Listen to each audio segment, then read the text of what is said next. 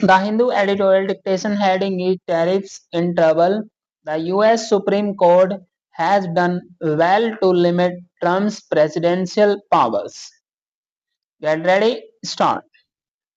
In a major blow to a central pillar of US President Donald Trump's foreign policy, the country's Supreme Court has ruled by 6-3 margin that his use of the International Emergency Economic Powers Act to impose tariffs on numerous countries is not in accordance with law and must be struck down.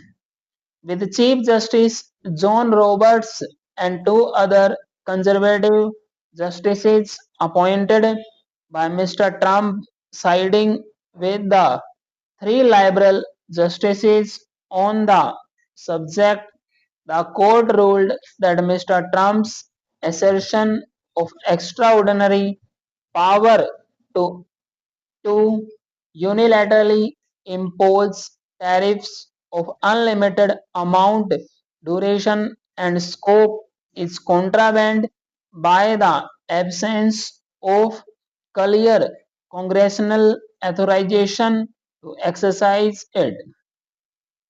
It also observed that the era contained no reference to tariffs or duties and that the executive had not identified any statute that used the word regulate the authorized taxation, arguing that until now no president has read to confer such powers, the SCOTUS concluded that all the evidence available and its reading of the statutes implied that the court believed that does not authorize the president to impose tariffs.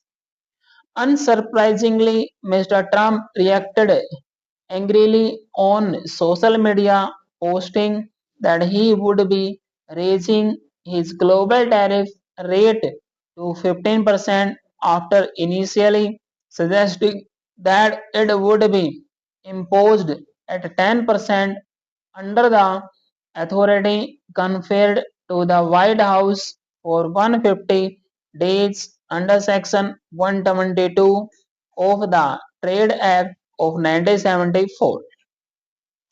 Tariffs imposed under laws other than the including those on aluminium and steel under Section 232 of the Trade Expansion Act of 1962 are unaffected by this ruling, although Mr. Trump would face challenges in bringing fresh tariff rounds under this umbrella. While multiple countries were slapped with tariffs earlier, including India, at a whopping overall rate of 50%, owing to Washington's objections to New Delhi purchasing oil from Russia, the impact of the SCOTUS ruling will vary based on the specifics on trade agreements struck, if any. Indian negotiators seeking to conclude the terms of a free trade agreement would not be blamed for feeling like they were suspended in limbo after the ruling has changed the terms of debate on which sectors to open up to concessionary rates in bilateral trade, especially after the American side's punitive potential has now been defended to an extent. At a broader level, the ruling is to be welcomed by anyone valuing robust democratic checks and balances. The two administrations of Mr. Trump have stretched and in some cases exceeded the scope of permissible policy actions under domestic and international law. Until this ruling by the court, there has been a defending silence on containing such actions by institutions rooted in constitutional authority that are capable of imposing a countervailing force. Stop.